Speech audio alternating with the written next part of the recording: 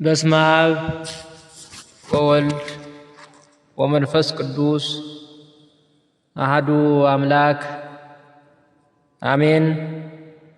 የተወደዳችሁ የልዑል እግዚአብሔር ቤተሰቦች፣ የእናታችን የቅድስት ድንግል ማርያም የአስራት የቃል ኪዳን ልጆች፣ የመላእክት የሰማዕታት የደናግል የመለኮሳት ወዳጆች በወደደንና ባፈቀረን በልዑል እግዚአብሔር ፍጹም ሰላምታ ሰላም እላችኋለሁ። እንደምን ሰነበታችሁ? እንደምን ዋላችሁ? እንደምንስ እስከዚህ ሰዓት ደረሳችሁ? አሜን። ልዑል እግዚአብሔር ይችን ዕለትና ይችን ሰዓት ባርኮ ቀድሶ በሰላም በጤና ላደረሳችሁ ክብርና ምስጋና አምልኮትና ውዳሴ ለሱ ይሁን። እንኳን ለዚች ሳምንት አብይ ጾምን አንድ ሳምንት ጾመን ወይም ዘወረደ የአብይ ጾም የመጀመሪያ ሳምንት የሆነውን ጾመን አጠናቀን የአብይ ጾም ሁለተኛ ሳምንት ለሆነችው ቅድስት እንኳን በሰላም በጤና አደረሰን አደረሳችሁ። የአብይ ጾም ሁለተኛ ሳምንት ቅድስት ትባላለች። ሊቃውንቱ እንዳስቀመጡት ሊቃውንቱ እንደተረጎሙት ስንመለከት ቅድስት ማለት የተለየች፣ የነጻች፣ የከበረች ማለት ነው።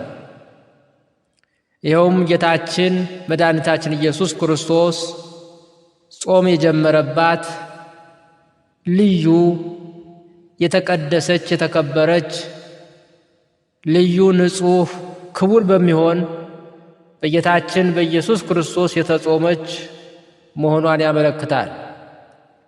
ስያሜውም ከኢትዮጵያዊ የዜማ ሊቅ ከቅዱስ ያሬድ የተገኘ ነው። በዚህ ሰንበት ዋዜማ ጀምሮ ስለ ዕለተ ሰንበት ቅድስና ይዘመራል፣ ይወደሳል። ቅድስት ቤተ ክርስቲያናችንም ሰንበቱን ስለ ቅድስና ልጆቿን ታስተምርበታለች። በቅዳሴ ጊዜ የሚሰበከው ምስባክ፣ የሚነበቡ መልእክታት፣ የሐዋርያት ሥራና ቅዱስ ወንጌል ስለ ቅድስት የሚያስተምሩ ናቸው።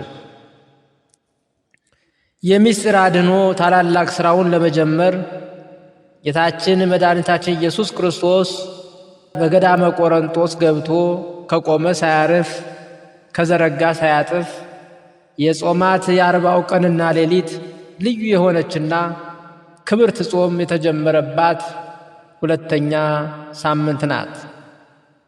ይህች ጾም በማቴዎስ ወንጌል ምዕራፍ 4 የተገለጠችው የጌታችን የመድኃኒታችን ኢየሱስ ክርስቶስ ጾም ስትሆን ጌታችን መድኃኒታችን ኢየሱስ ክርስቶስ በገዳመ ቆሮንጦስ 40 መዓልትና 40 ሌሊት በጾመባት ጊዜያት እነዚህ ሦስቱ አርእስተ ኃጣውእ ድል አድርጓል።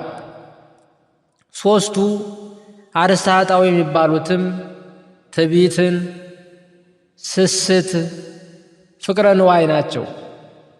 በእነዚህ ሦስቱ ኃጢአቶች ጌታችን መድኃኒታችን ኢየሱስ ክርስቶስ በዲያብሎስ በተፈተነ ጊዜ በትዕቢት ቢመጣበት በትሕትና፣ በስስት ቢመጣበት በትዕግሥት፣ በፍቅረ ንዋይ ቢመጣበት በጸልያ ንዋይ ጌታችን መድኃኒታችን ኢየሱስ ክርስቶስ ዲያብሎስን ድል አድርጎታል። ትዕቢት ያልተሰጠንን መሻትን፣ ስስት አልጠግብ ባይነትን፣ ስግብግብ መሆንን፣ ፍቅረ ንዋይ ለገንዘብ ሲሉ ፈጣሪን መካድን ያመለክታሉ። ለእኛም እነዚህን ድል ለማድረግ የምንችልበትን ጥበብ የምንችልበትን ቅድስና ጾምን ጾሞ ባርኮ ቀድሶ እንድንጾም አዝዞ ባርኮ ሰጥቶናል።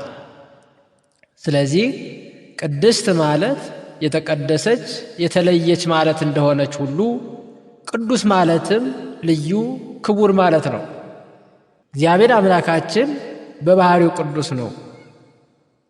ይህም ቅድስና ከማንም ያላገኘው የባህሪው ገንዘቡ ነውና መጻሕፍትም ይህንን የባህሪ ቅድስናውን መስክረዋል።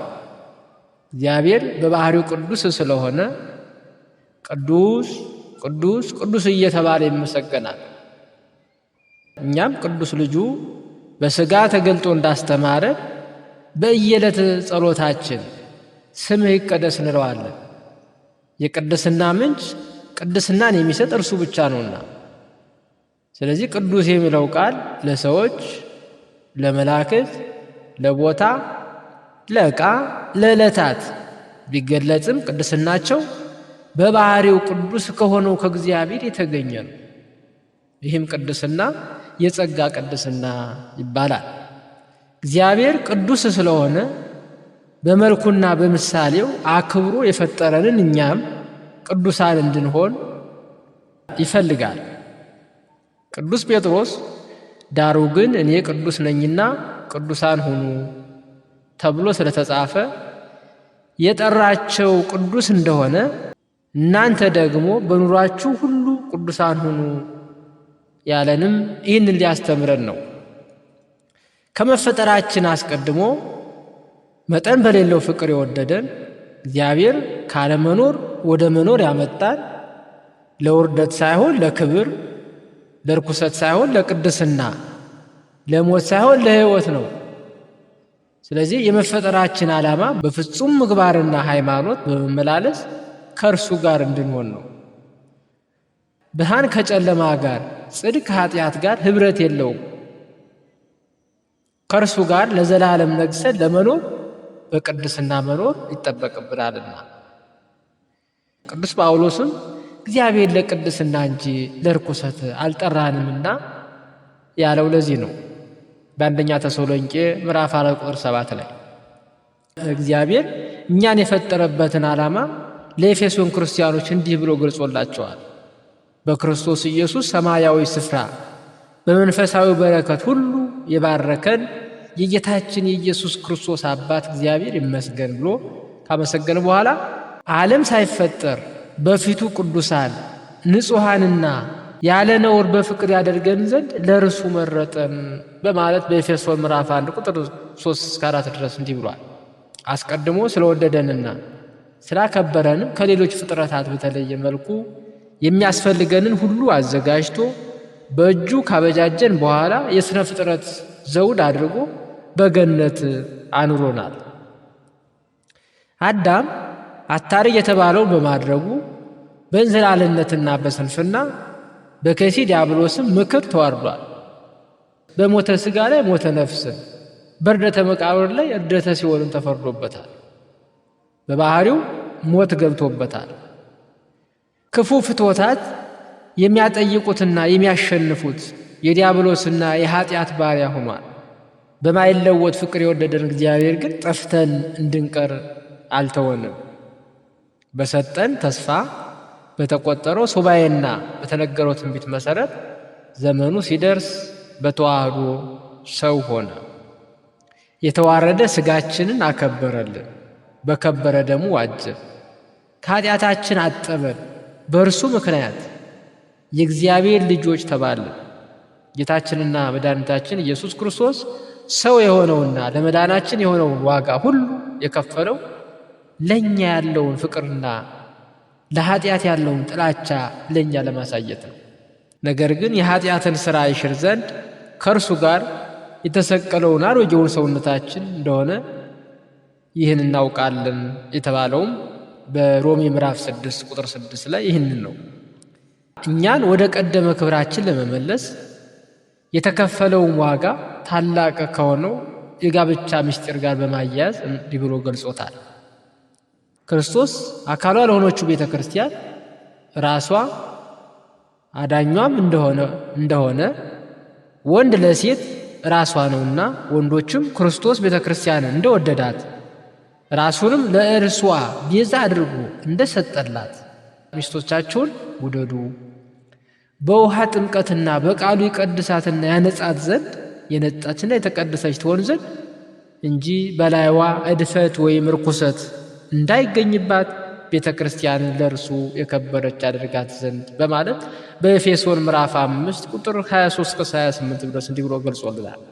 ስለዚህ ጌታችን በደሙ ኃጢአታችንን እንደ ቸርነቱ ይቅር ብሎናል። ከእንግዲህ የራሳችን አይደለንምና እንዳለ በሰውነታችንም ኃጢአትና አመፃን ልናደርግበት አይገባም። በዚህ በሚሞት ሥጋችሁ ኃጢአት አታርግሱበት፣ ለምኞታችሁ እሺ አትበሉት።